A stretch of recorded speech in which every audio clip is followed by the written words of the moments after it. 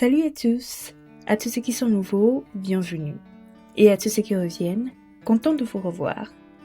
Précédemment, nous avons commencé notre série de révision des 4 grands sous-thèmes que nous avons abordés tout au long de cette année sous le thème principal « Recommence ».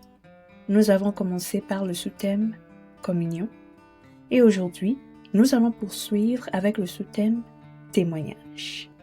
Alors, sans plus attendre, commençons. Tout comme le sel est indispensable à la nourriture, le témoignage est essentiel à l'adoration que nous rendons à Dieu. Fondamentalement, nous avons établi que dans notre contexte, le mot témoignage fait principalement référence à la connaissance véridique que nous recevons sur quelque chose ou quelqu'un en entendant ou en voyant. Et sur cette base, nous avons découvert qu'il existe 3 témoins importants sur terre, à savoir le Saint-Esprit, la parole de Dieu et le sang du Seigneur Jésus-Christ, qui, d'un commun accord, témoignent du Fils de Dieu.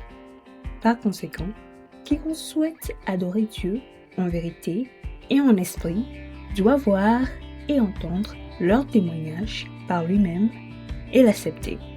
Nous avons bien sûr souligné que contrairement à tout autre témoignage que vous pourrez entendre, ce témoignage de Dieu est si puissant et transformateur parce qu'il est le seul à attester le salut de l'humanité par un Seigneur et Sauveur, Jésus-Christ. Et bien sûr, nous avons vu différents exemples bibliques, comme celui de Siméon le Pieux, sur comment recevoir le témoignage de Dieu peut vous apporter espoir et assurance, mais aussi vous aider à persévérer en toutes choses. Cependant, on a appris aussi qu'il faut être très prudent et vigilant, car les esprits impurs peuvent aussi proclamer le témoignage de Dieu.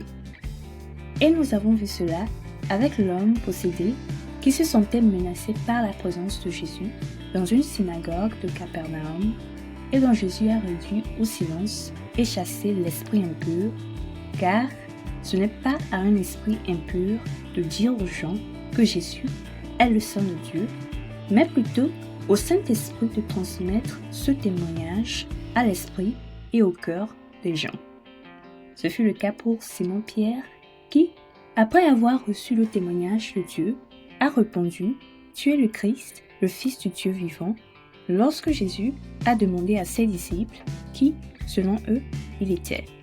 De plus, nous avons appris que, outre le plus grand témoignage de tous, celui sur la nature du Seigneur Jésus-Christ, Dieu rend témoignage aussi de ses enfants.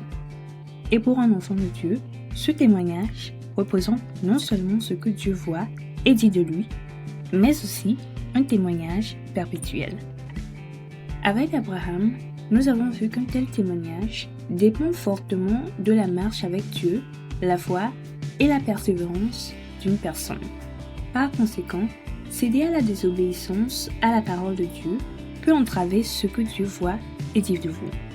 Mais, adopter le profil d'un disciple du Christ, caractérisé par l'humilité, la crainte de Dieu, mais aussi la charité et la bonté envers son prochain, peut apporter un bon témoignage de la part de Dieu, mais aussi des hommes.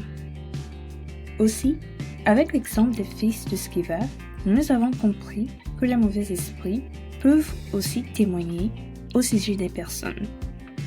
Enfin, nous avons vu la forme de témoignage qui consiste à témoigner de Jésus auprès des autres. Et c'est dans ce cadre que nous avons vu le témoignage d'André à son frère Simon et aussi le témoignage de la femme samaritaine aux gens de sa ville. Parallèlement, avec l'exemple de la servante israélite de Naaman, nous avons appris que la bonne conduite joue un rôle important dans le témoignage rendu de Christ. Et également, à ne pas oublier, nous avons examiné le parcours de Paul depuis le moment où il a lui-même reçu le témoignage de Dieu jusqu'à devenir quelqu'un qui rend témoignage de l'évangile de Christ aux nations.